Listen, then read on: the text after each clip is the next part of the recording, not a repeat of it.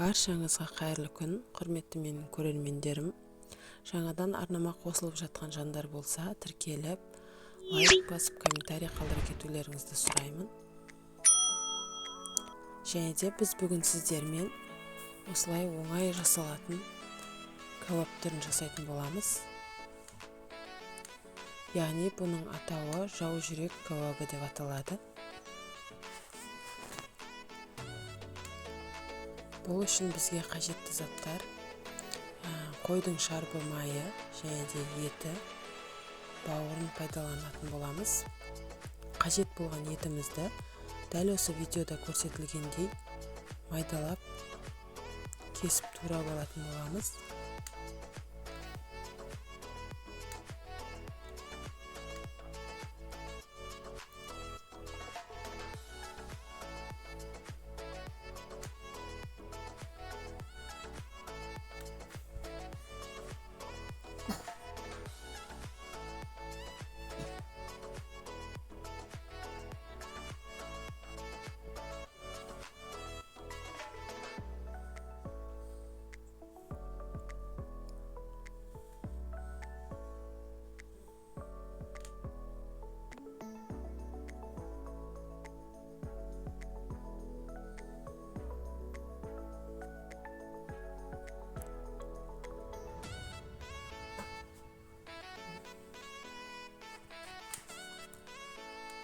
Келесі кезекте бауырымызды жақсылап майдалап, оны да кесетін боламыз.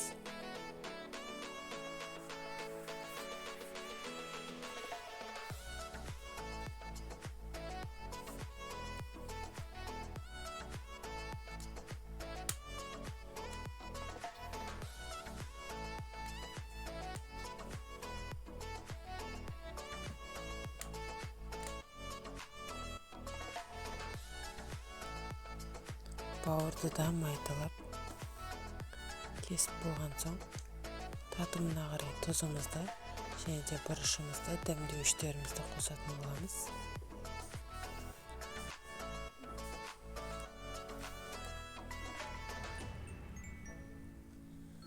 Жасап көрмеген жандар болса, осы рецепт бойынша жасап көрулеріңізге болады. Дәмі өте керемет болып шығатын болады.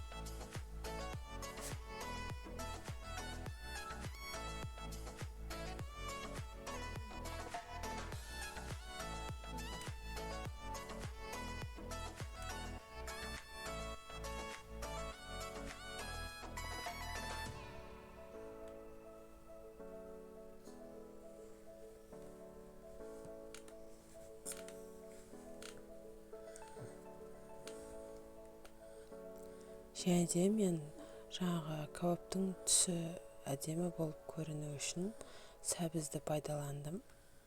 Және де қасына тәтті бұрыштарды пайдалануға болады. Түсін келтіру үшін сәбізімізді майда етіп, ұзынша етіп кесіп алдым.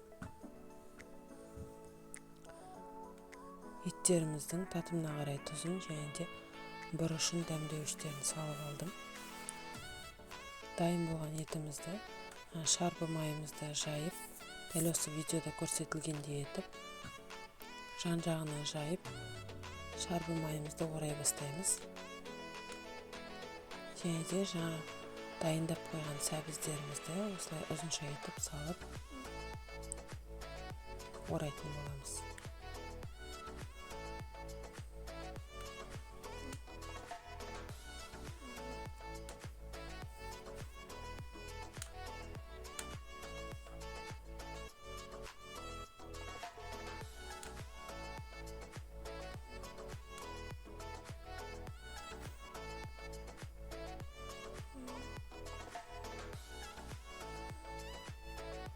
келесі кезекте бауырды салатын боламыз.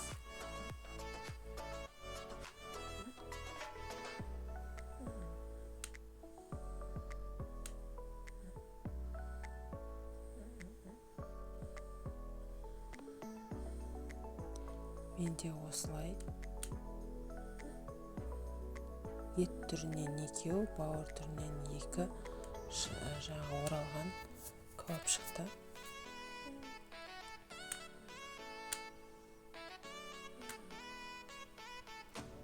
Үйдегі адам санына қарай қосып жасай беруге болады.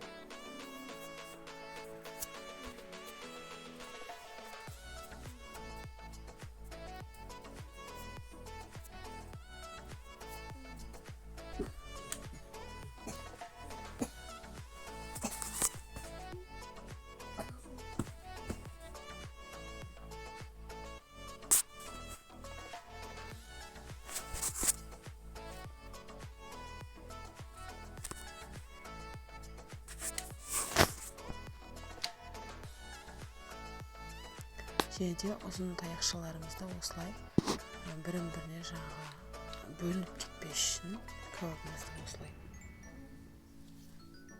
таяқшаларын арасына қыстырып қоятын боламыз.